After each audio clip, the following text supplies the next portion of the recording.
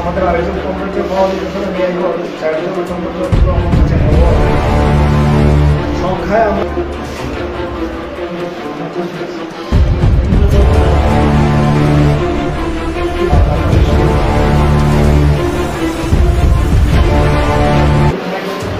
আমরা মানুষের জনজীবনের গুরুত্বপূর্ণ 5 দফা দাবি, তার মধ্যে রেগার কাজ দেওয়া 200 দিন 600 টাকা মজুরি। অতি মহামারীর সময়ে আমরা চাইছি যে পরিবারগুলো 7,500 টাকার নিচে আয় করবেন না, এরকম লোকদের 7,500 টাকা করে তাদেরকে সাহায্য করা। পানীয় জলের সমস্যা, এইরকম গুরুত্বপূর্ণ 5 দফা দাবিতে আমরা পঞ্চায়েতে ডেপুটেশন দেওয়ার জন্য ভিলাতুলি অঞ্চল কমিটি আমরা আজকে সেখানে ডেপুটেশন দিতে যাই।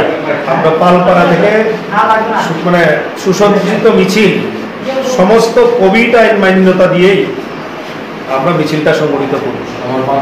রাস্তার মধ্যে হঠাৎ করে পুলিশ এসে আমাদের জিজ্ঞেস করে যে আপনারা পারমিশন নিচ্ছেন কি, কিন্তু লক্ষ্য করার বিষয় বিজেপির কিছু দুর্বৃত্ত বাহিনী 15-20টা বাইক আমাদের মিছিলের পাশ কেটে তারা অশ্রাব্য ভাষায় গালাগালি করে তারা মিছিল সংগঠিত করে।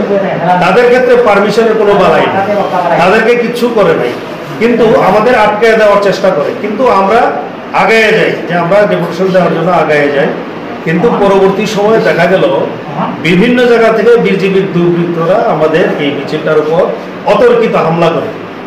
তাতে এখন পর্যন্ত খবর আমাদের 4 জন সহকর্মী বন্ধু যারা এই সংগঠন করেন এবং তারা সিপিআইএম এর সদস্য, তাদের উপর হামলা করেন এবং তারা মারাত্মকভাবে আহত হন। আমিও তাতে আমি আক্রান্ত হই প্রচণ্ডভাবে, আমার মাথায় আঘাত লাগে, প্রচণ্ড পরিমাণে রক্তপাত হতে থাকে এবং আরও 2 জন কবরে যেখানে আছেন, আরেকজনকে উদ্ধার করতে আমাদের কষ্ট হয়েছে, ওনাকেও নিয়ে আসা হচ্ছে হাসপাতাল। মানে এই আক্রমণটা যে পরিকল্পিত করা হয়েছে, এটা কি পুলিশের সামনে হয়েছে? পুলিশের সামনে।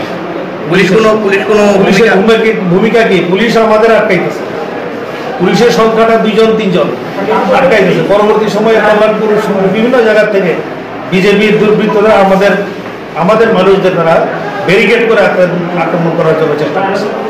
আপনাদের যে 4 জন তো আক্রান্ত হয়েছে, তাদের নাম? একজন সুকুমার দাস, হরিপদ সরকার, মনীন্দ্র সরকার। আমি অজয় ঘোষ।